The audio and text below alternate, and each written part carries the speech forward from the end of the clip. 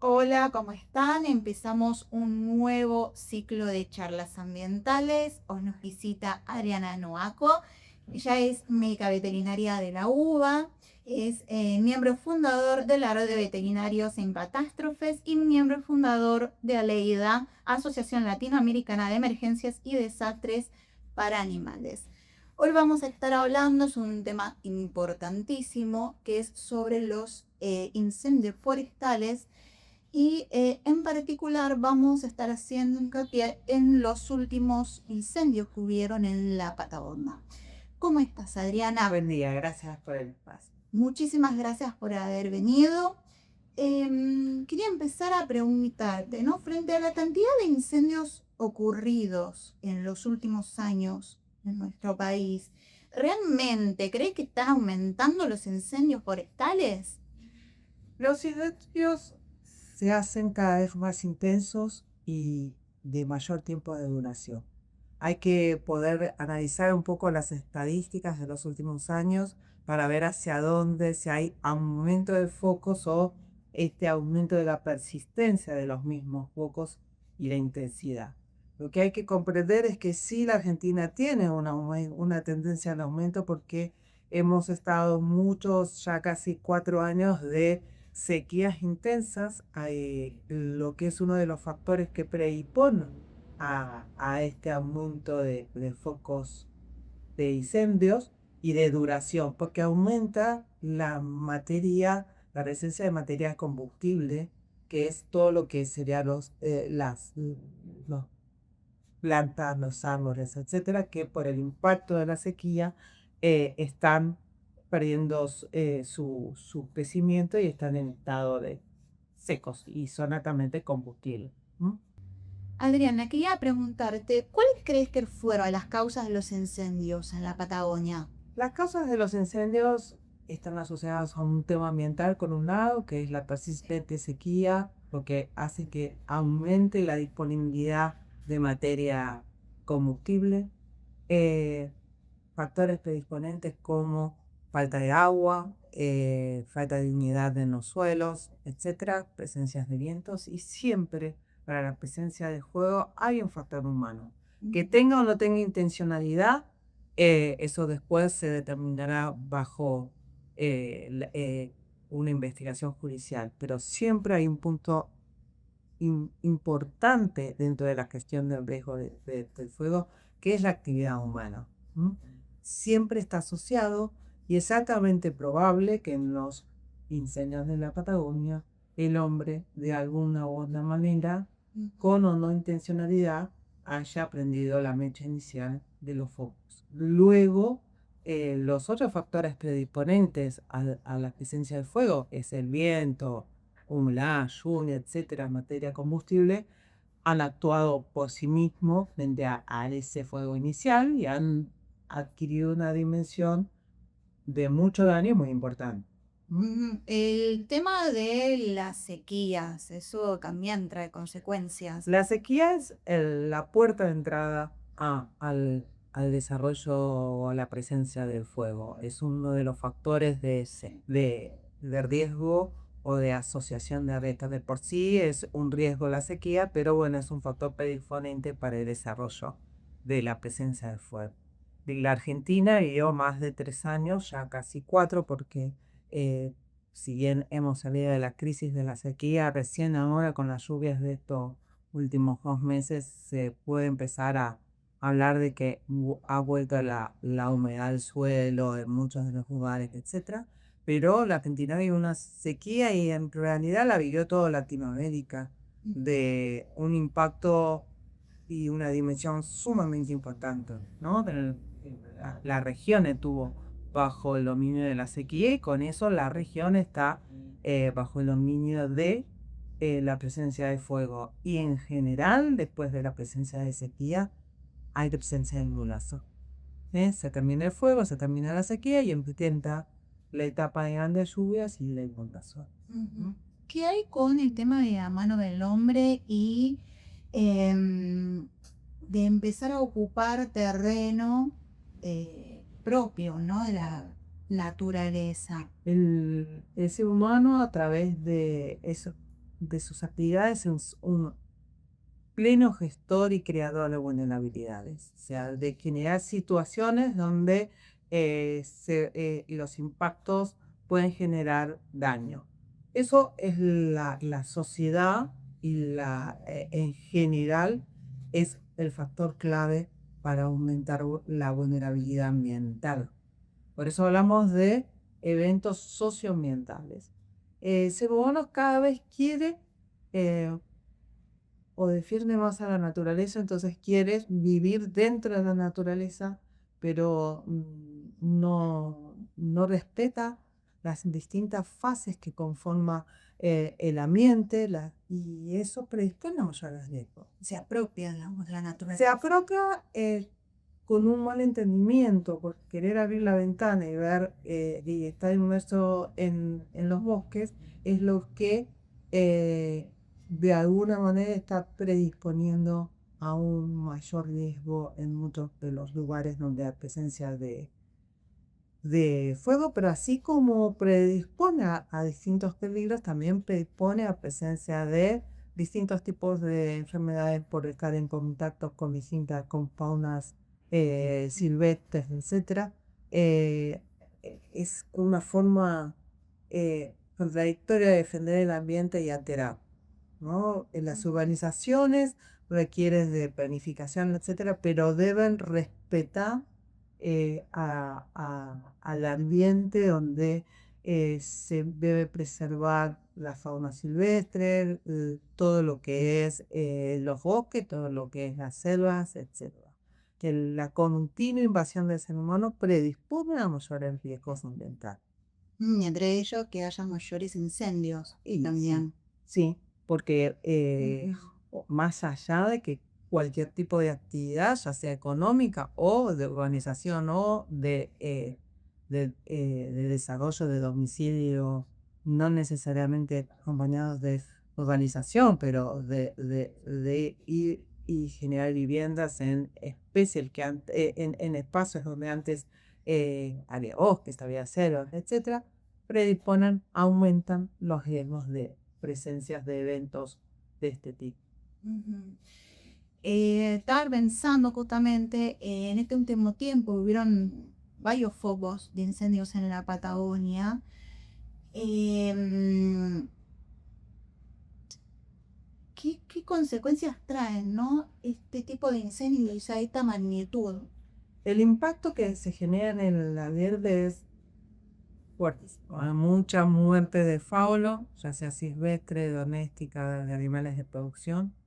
Hay mucha pérdida de la biodiversidad, con eso hay alteraciones en el suelo, hay alteraciones en los espejos de agua por la presencia de cenizas que van contaminando y van alterando la calidad de agua. Hay mucho desplazamiento de todo tipo de fauna hacia lugares, hacia distintos lugares, lo cual puede hacer que la fauna silvestre llegue a las zonas rurales con las zonas urbanas, con los riesgos que conlleva eso hacia la fauna y hacia el ser humano.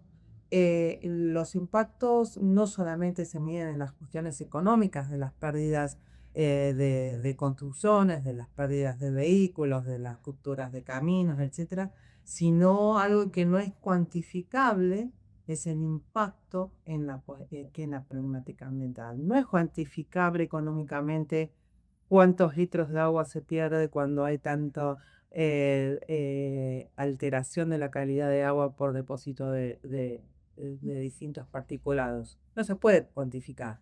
No se puede cuantificar la muerte, o por lo menos hoy, de la fauna, qué impacto tiene. Aparte, qué valor tiene. Es un valor, la percepción del valor de la fauna es individual.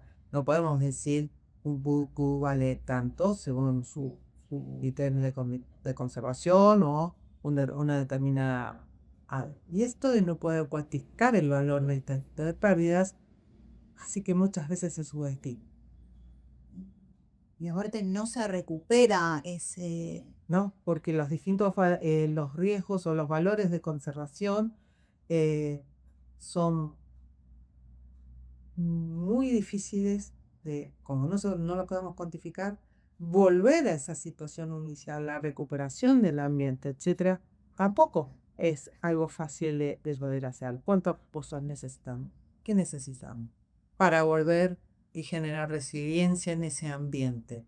Es bastante difícil, hay mucho trabajo, o sea, la naturaleza también post-corte supera en capacidad de regeneración del ser humano, pero bueno, esto de los intereses de conservación y todo eso hace que las pérdidas sean difíciles de evaluar y también de recuperar, ¿no?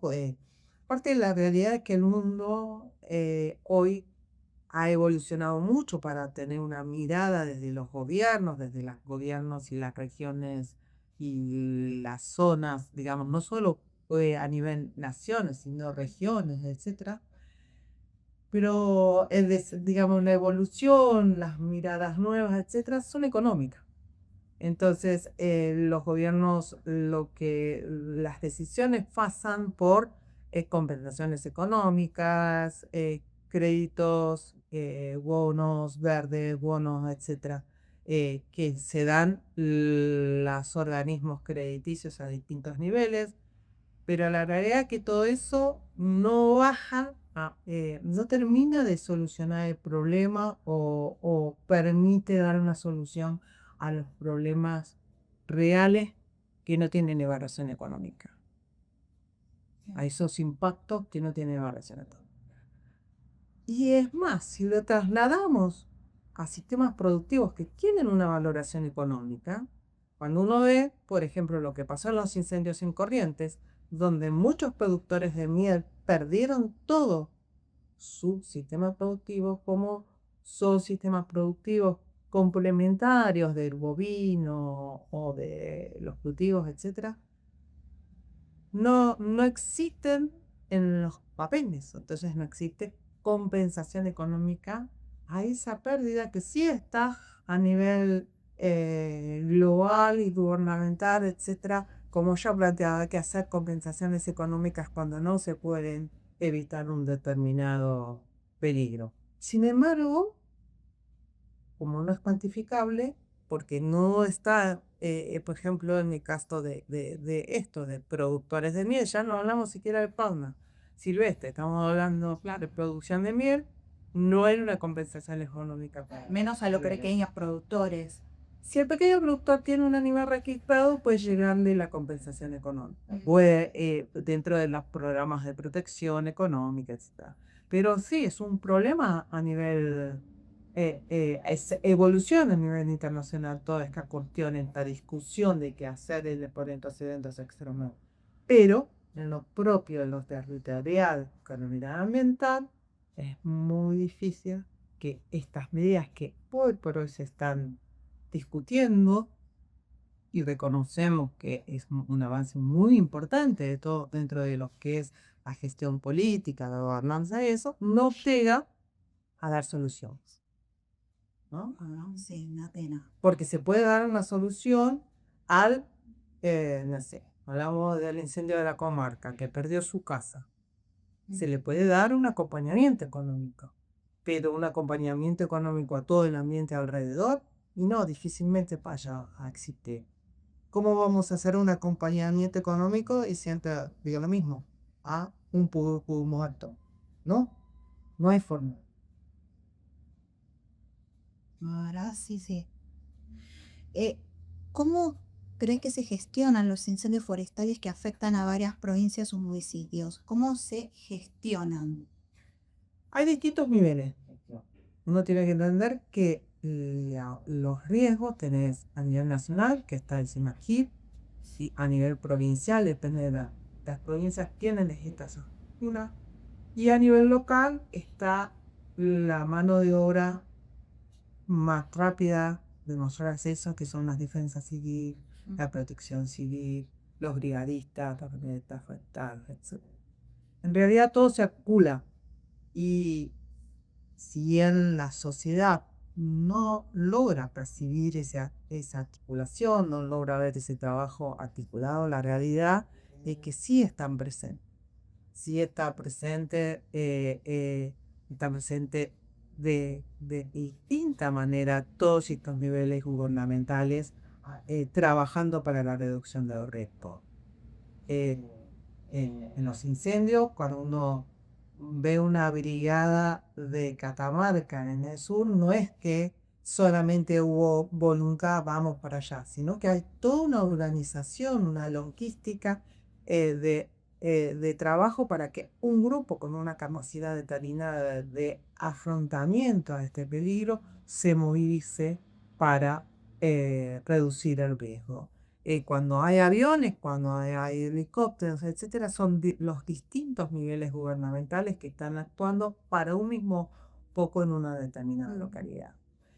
Algo que se pudo ver como mucho más fácil en los medios de comunicación es el derrumbe de un edificio en Villa Gesell. Uno se derrumba un edificio, no se sabía la dimensión del impacto que podía tener y distintos grupos con distintas capacidades, que por ahí es más fácil de verlo ahí que en lo que es fuego. El grupo que puede detectar si hay gente viva, el grupo que puede movilizar grandes estructuras, el grupo USA, el grupo Defensa Civil, etcétera, se fueron movilizando hasta te da la información de, bueno, no hay más gente, no hay personas vivas detectadas, o sea, todo se rescata una persona, ya no los grupos de caninos, K9, etcétera, y van actuando, y eran grupos que no eran de Villa Gesell, ¿no? Entonces focalizamos, el problema fue local, Villa Gesell, pero la dimensión del rescate, la dimensión del trabajo fue provincial y interprovincial, ¿no? Tuvieron que tener apoyo. Tuvieron la dimensión y el apoyo de distintas zonas. Y esto suele pasar también con los incendios por poniendo a hacer foco en la Patagonia. Y ellos el sector tuvo que pedir ayuda de otras provincias, otros municipios en este caso. Así debería actuar. Y estuvieron presentes en los niveles nacionales, interprovinciales y los niveles provinciales y locales. O sea que las movilizaciones fueron muy importantes. De golpe hubo más de no sé, 200 personas trabajando. Y eso significa que hay distintos tipos de recursos humanos y recursos tecnológicos para hacer frente en determinado momento a esta situación de emergencia, ¿no? Viajaron gente de Buenos Aires, gente de distintas provincias, la propia gente de los propios guitarristas de la zona, los propios vecinos, pero la realidad es que sí, los distintos niveles están presentes cuando se adquiere técnica de dimensión. Es genial, o sea, y por lo general ya van bien equipados en cuanto al agua. Recurso fundamental. El agua es un recurso que tiene que existir localmente para poder ser usado, porque transportar de muchos kilómetros es bastante difícil. En la zona del sur hay bastante lugar para poderlo obtener, pero bueno, después esos factores como presencia de viento, presencia de humo, todas estas cuestiones son las que permiten o no la aceleración o no de... Pueden llegar a dificultar. De hecho, en este momento están contenidos muchos de los focos, sí, pero no se puede decir que están apagados. O sea, está contenido, lo que es un avance muy grande, pero se sigue trabajando. Genial. En cuanto al suelo y al agua, ¿no? Que algo de eso estábamos hablando antes, ¿no? ¿Qué impacto ocasionan incendios de este tipo? El suelo es la pérdida absoluta de todo lo que es la capacidad, la cobertura. Pues ya ni te puede recuperar. No, sí se puede. De hecho, en general lo que es cenizas tienen un componente de minerales muy importante, pero hay que tener mucho tiempo para dejar que eso se recupere. En el caso del recurso agua, lo que suele pasar es que se empieza a depositar en la superficie del espejo de agua un particulado, que son las distintas tipos de ceniza, ¿no? Son particulados que tienen distintos tamaños y muchos pueden ir con el tiempo a depositarse en el fondo de ese lago, en el fondo de ese espejo de agua, pero otros tienen un tamaño tan chico que van a persistir mucho tiempo en la superficie. Y con esa subsistencia de este particular en la superficie se va alterando esa calidad de agua, se va alterando la capacidad de, en distintos estratos del paso de la luz solar, etcétera, y va aislando la fauna nativa de ese espejo de agua. Y con eso va a haber nada de peces, acumula de materia orgánica, etcétera, que va a predisponer a distintas alteraciones en el futuro. La persistencia en el aire, también de ese particulado, trae alteraciones tanto en los animales como en los seres humanos. De hecho, hemos visto actividad volcánica en los Andes que, aunque sean volcanes de Chile o de Argentina que están emitiendo cenizas, etcétera, con el viento llegan a distintos espacios, a distintos lugares, y en la propia capital federal hemos detectado un aumento de estos particulados con irritaciones en la gente del aparato respiratorio, de los ojos, etc. Eso mismo pasa en los animales, que hay no solo el daño propio del fuego, sino que por ahí a la distancia el animal no se quemó, pero está con alteraciones de aparato respiratorio, ojos, depósito de cenizas en el cuerpo, lo cual altera y daña todo lo que es tegumento, todo lo que es piel. Entonces hay como impactos más allá de esto, pero uno ve el fuego, el animal quemado, el fuego, la casa quemada. Después tiene la dimensión del impacto, no es solamente el fuego, es todas las consecuencias que produce en el ambiente y que va dispersándose, aunque no sea el fuego o alta temperatura, lo que sea. Estas partículas que vos decís que pueden llegar a quedar en el agua, ¿no? ¿Qué pasa con el agua potable, ¿no? Que consume la gente? El tema es que la potabilización del agua requiere un trabajo, y el tiempo de depósito de estos particulados requiere un tiempo, sí, también se altera, también. Eh, en líneas generales, frente a estos tipos de eventos, la gente que trabaja en estas situaciones y la gente que ha recibido un impacto negativo, se requiere en líneas generales de poder tener un acceso garantizado del agua, ya sea porque se trae de una zona no afectada o porque se potabiliza por algún medio. Las pastillas de potabilización del agua son claves en este momento, especialmente cuando el traslado de una zona no afectada a la zona afectada se ve alterado, para poder garantizar la calidad del agua de bebida. Y eso también pasa en los animales. Hay que garantizar la calidad de agua de bebida. Es un punto crítico. Volviendo al tema de los animales, quería profundizar un poquito más y preguntarte qué sucede con los animales durante un incendio forestal. ¿Qué animales se ven más afectados? Depende Depende de la región. Pero podemos decir que los más afectados en líneas generales son, primero, la fauna nativa, y explicamos por qué. Porque la fauna nativa no está bajo gestión humana. Entonces no hay quien pueda cortar un alambre y dejarlo libre.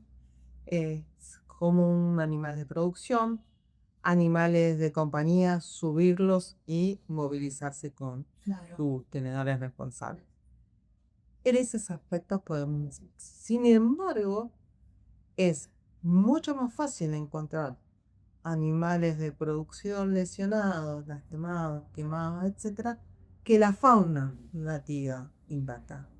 Es más difícil si uno quiere esto del trabajo del veterinario multidisciplinar, donde hay un rescate de un animal afectado, dentro de esa área de riesgo, es mucho más difícil que se encuentre fauna nativa que se encuentre un caballo, una vaca, etc.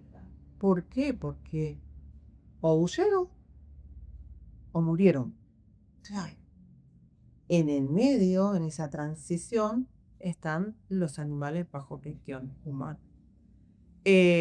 Sin embargo, cuando uno ve distintos tipos de incendios, como los de Corrientes, en Corrientes se veía muchas fauna nativa, porque hay una transición muy distinta a lo que es los incendios del sur en cuanto a las interfaces, etc. Entonces, uno puede encontrarse con otro tipo de lugares. Pero, por ejemplo, Chile, que tiene brigada de fuego y brigada animal que trabaja de rescate animal, que trabajan en fuego, lo que ellos más cercanamente ven son animales destructivos también, caballo, vaca, etcétera, y perro, gato, entonces, es, es más difícil. Y es lo que por ahí necesitarían esa mirada de intentar trabajar un poco más. De hecho, los abordajes veterinarios son totalmente distintos, ¿no? Si vos tuvieras fauna, si tuvieras animales domésticos. Porque si vos te entra un perro, un gato y un animal de interés de conservación, y lo que te tenés que abocar no es que valga más, pero tenés que tener una mirada especial a ese animal de interés de conservación. Si lo podés, si lo podés trasladar primero, si lo podés atender primero, y si hay gente que entienda lo que ese animal tiene o es impactado para poder salvarlo y después reintroducirlo. Son como trabajos. Entonces, ¿qué fauna es más impactada? Y depende del lugar. Depende de las capacidades de hacer frente a ese evento. También esto, la capacidad que hay para hacerse gente. Ahí ve que hay distintos tipos de animales que tienen impacto negativo y pueden o no ser rescatados o trabajarse con ellos. Claro, porque estaba pensando, ¿no? Animales como perro, gato, los domésticos. O vaca, caballo, que tienen un tutor, digamos, una persona responsable. Em, Después serán cargo, obviamente, ¿no? Pero los animales de la fauna nativa, ¿no? Que los veterinarios van, los rescatan, tratan de curarlos y todo. ¿Cómo vuelven a reincorporarlos? Bueno, la gestión del riesgo, no importa cuál, evento fuego, evento agua, eh, requiere primero que el veterinario no rescata. Rescata por ahora, en Argentina no hay brigada de rescate animal, salvo la voluntad de los brigadistas, etcétera. El veterinario está en un área verde, en un área segura, no está dentro del área de. Hay que hacer toda una logística si se va a trabajar con fauna. ¿En qué centro de rescate se puede derivar? Vos podés hacer una atención primaria, ¿no? Una atención de urgencia. Te llegó un aguarado azul. Estás en corriente y ponemos un nombre de una especie que todos sabemos que queremos proteger. Eh, Hay que saber a dónde lo puedes derivar. Claro.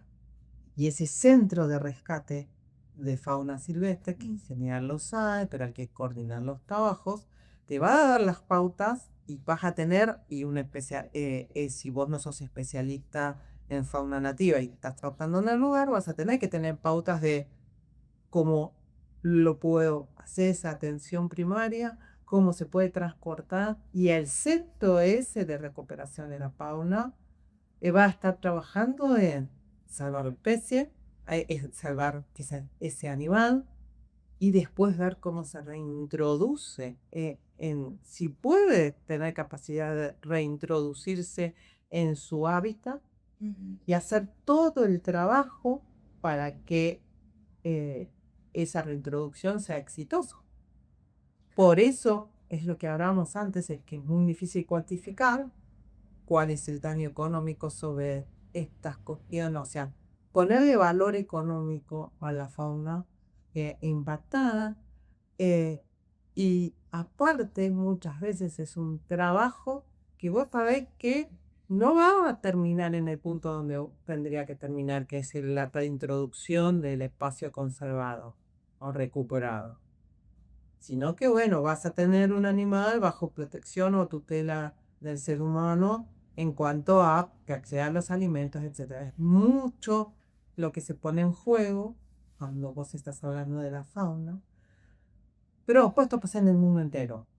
No es que estamos, atrasados. En el mundo entero recién ahora empieza a ser esto de eventos extremos, ya sea climáticos o no climáticos, los impactos y la población animal. No. ¿No? Entonces que no. Adriana, me gustaría preguntarte, ¿crees que el gobierno argentino actuó de manera correcta frente a los incendios de la Patagonia? Es difícil de hacer esa evaluación, porque vos podés hacer una evaluación política Sí. o podés hacer una evaluación estuvieron presentes, no estuvieron presentes, nunca es suficiente. Pero en general, países altamente desarrollados como económicamente, como Estados Unidos, no pudo, no le resultó fácil contener este año los incendios en California. No le resultó fácil.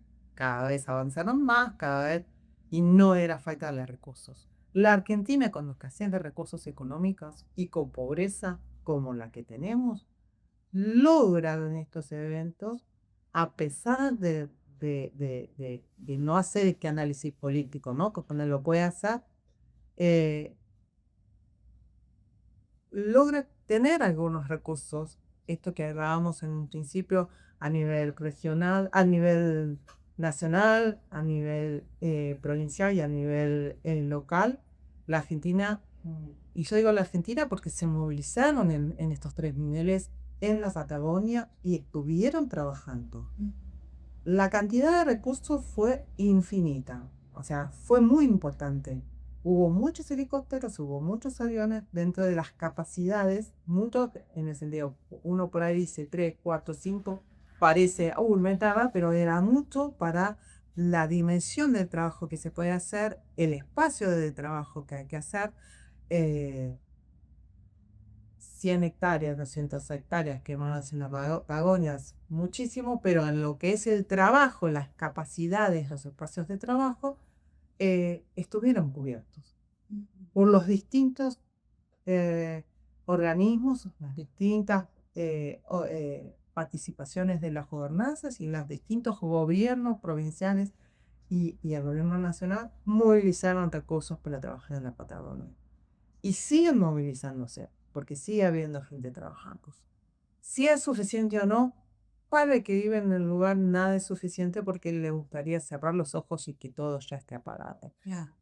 La realidad es que tienen una dinámica, esto de lo que hablamos en un principio, los distintos factores que hacen a la persistencia de este evento extremo, pero se trabajó y se sigue trabajando. Y creo que hay que ser muy respetuoso de la gente que dedicó días enteros a sus familias, a sus trabajos, etcétera, para lograr ayudar, para ayudar. Y también la propia gente local que ha perdido todo y sin embargo está trabajando para poder dar fin a esta situación. Así que si a mí me dicen o hacer una evaluación, la política no la podría hacer, pero la de la que se debe hacer en cuanto a la movilización de recursos, etcétera, se ha hecho y hay que honrar mucho el trabajo de cada uno de los individuos. Así de la nada. Una preguntita que justamente iba de la mano. ¿Y vos crees que nuestro país está preparado para afrontar acontecimientos de este tipo? Ya me había comentado que se está haciendo todo lo posible, está viene bastante ayuda, pero por lo general este país está, Hay mucho recurso humano, sí, con mucha preparación. Hay mucha, eh, desde gobernanza, grupos de EDA, grupos de rescatistas, grupos de bomberos, grupos de defensa civil, participando, tanto voluntarios como organizaciones gubernamentales.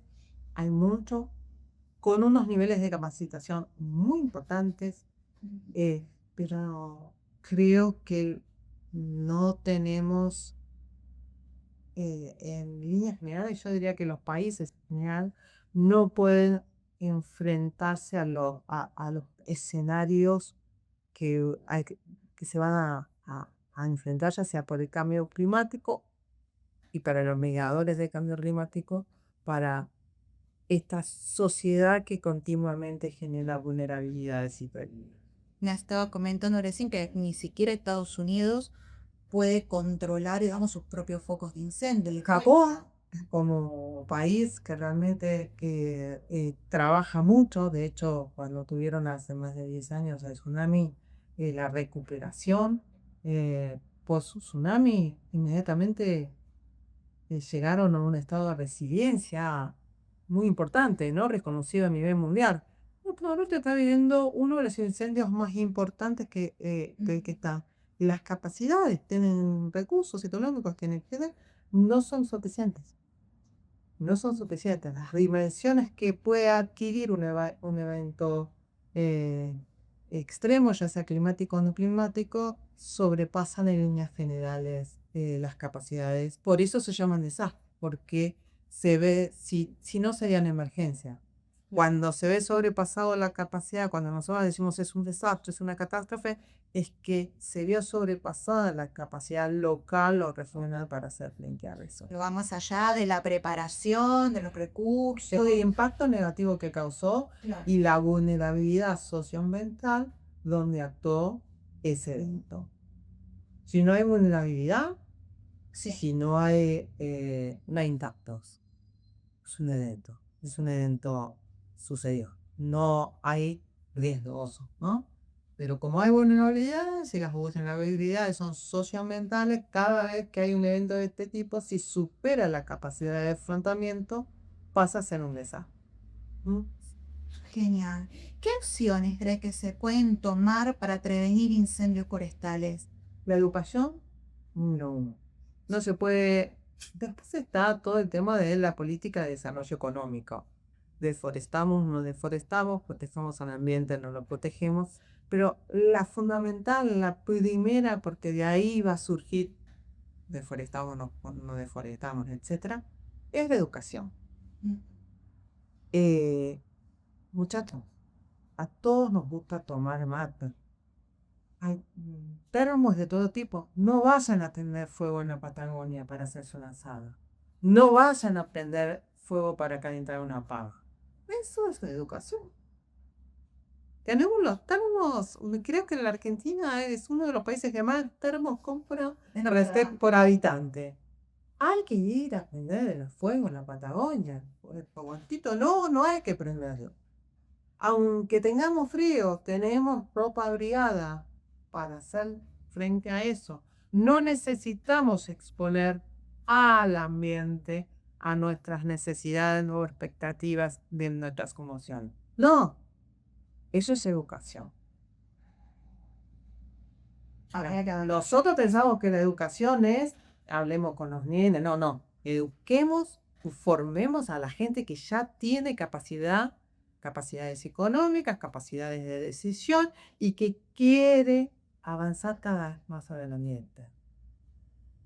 Convivir, pero no uses lo que no tenés que usar. ¿Qué eso es educación? Mayores campañas por ahí de concientización podrían ayudar. Fíjate lo que pasa en Everest. Jodas. Tipos que nunca se bajan del auto para hacer una compra de 2 cuadras, tienen recursos, o sea, no es un problema de economía, no es un problema de nivel económico ni de nivel cultural, sino es un problema de de gente que necesita hacer algo más para ser diferente. Entonces, vamos alegre, vamos a esto, ¿por qué? Porque yo puedo pagar a un guía, porque yo puedo pagar el rescate, pero no importa el ambiente. Me saco en el lugar más exclusivo una fotografía. Me saco un lugar más exclusivo que voy a ver en la Patagonia. La fotografiaron en el fuego, la fotografiaron en la sala, estamos con los amigos, estas cuestiones que parecen, si uno lo relata así, parece como que uno fuera resentido respecto al otro, ¿no? Yo no sé, no es eso. Es, haremos un poco con esta cultura del consumismo, del ser más, el mostrar más, el exhibir más, y veamos un poco, convivamos mejor con el ambiente, y respetarlo. Respetar el ambiente, convivir con el ambiente. Está bien encaminada, está bien, pero no prenda fuego. Pero no saques las plantas, la alegría y los árboles del lugar. Pero no te lleves la semilla del lugar.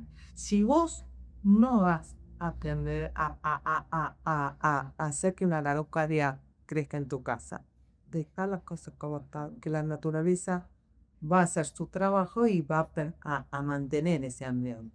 Pero bueno, es un tema altamente cultural. No hay que modificar, digamos, el ambiente en absoluto. Hay que entender Mm. la dimensión. Hay que producir alimentos y hace falta hoy por hoy seguir deforestando. No, está claro que no puedo producir alimentos respetando las dimensiones ambientales y la biodiversidad. Es más, reducir qué es vos? Si aumentás y replicas la biodiversidad alrededor de tu sistema productivo. Podemos convivir, producir alimentos de origen animal con un puma. Podemos, pero nosotros tenemos que mantener la biodiversidad. Si el puma tiene guanaco para comer, no va a comer la oveja. Claro. Ahora, si vos lo forzás, te va a comer la oveja, te va a comer el enanito que esté jugando, etcétera, etcétera. Esto no es solo fuego, es toda la convivencia en el ambiente para que las propias defensas de la naturaleza puedan actuar. Genial. Y una última preguntita me gustaría hacerte, ¿cómo ayudar ante un incendio forestal? No hay que ayudar. Si nosotros no sabemos, nosotros no ayudamos. Nosotros escuchamos y obedecemos al pisar. Si lo primero que nos dicen es dejar la casa, todo lo que tiene que saber es cómo evacuar la casa, cómo evacuar a los animales y cómo irse del lugar. Después la ayuda la tiene que hacer la gente que sabe. Y uno tiene que saber obedecer a la gente que sabe. Eso es lo primero. Viste que, a ver, tanto en la Patagonia, En todos en lados. todos lados, ocurre que por ahí hay mucha gente que no quiere evacuarse, o si se evacúa, se autoevacúa, por ahí quiere ayudar a los vecinos. Eso es otra ¿no? cosa, ¿no? Bueno, dale, salgamos. Hay una señora que no puede caminar. Hay un señor en silla de ruedas. Bueno, todos ayudamos y todos nos vamos. ¿A dónde? A donde nos está diciendo el que sabe. Ujú. El que conoce dónde está el riesgo, el que sabe dónde se puede evacuar, dónde van a recibir atención médica, agua, comida, etc. Eso es fundamental. Si yo soy alguien que sabe y te digo, por favor, anda al colegio, que toquen timbre, que salgan todos, ese es tu trabajo. No es agarrar la pala de este otro. Ahora, si yo te digo, ¿tenés pala? Si necesitamos que 200 personas caben acá, bueno, ese es el trabajo que hay que hacer. La ayuda es la que se determina el que sabe. La estructura de los que saben trabajar. Ya no se ve al voluntario, al que quiere ayudar. Yo me pongo, yo saco las piedras. No toques nada, deja que el que sabe. A lo sumo, ponete acá y si hace falta te van a decir, lleva las piedras a 3 cuadras, lleva el agua al que tiene sed. Bueno, estas cosas te los van a indicar. Pero no hay que poner en mayor riesgo al que está trabajando en la zona de riesgo. Para ayudar hay que saber y hay que trabajar con los equipos de ayuda. El resto no hay que molestar, sino esperar que nos diga si lo que debemos hacer. Sí podemos ayudar sabiendo cómo debemos evacuarnos, tener en las zonas de riesgo, decir, tenemos nuestro bolso preparado, un bolso preparado de evacuación, tenemos a nuestras mascotas, a nuestros animales de compañía, con los elementos de seguridad para transportarlos, tenemos a nuestro auto ubicado en los lugares donde debemos ubicar los autos y de la forma que debemos evacuar los autos, si tenemos que evacuarnos caminando con auto y respetamos esa. Esa es la única forma de ayudar. Muy difícil, ¿no? Acaba pensando en esa situación de tener que abandonar tu casa, de tus cosas, todo, pero sí o sí, Sí, pero ahí estamos hablando la vida o la muerte. Muta. Y aparte, poner en riesgo a un tercero, ¿no? Que te va a intentar ayudar, salvar a ti. No, parece un mosquito, pero hay que hacer. La casa, que el fuego está, la sí, casa, no sé, claro, no, Pues no se va a recuperar más nada. ya está. Sí, Lo que nos queda es sí, huir directamente. después vendrá el momento donde, bueno, que perdimos, que no perdimos, que recuperamos, que no recuperamos, nos impactó, no nos impactó. Ujú. Pero fundamentalmente hacer caso y obedecer y ayudar a la impulsión de lo que se nos pide que hagamos. Genial. Bueno, Adriana, me encantó muchísimo que hayas Gracias a venido. ustedes por el... Bueno, y nosotros nos estamos reencontrando en el próximo encuentro de charlas ambientales, así que nos vemos. Gracias. Adiós.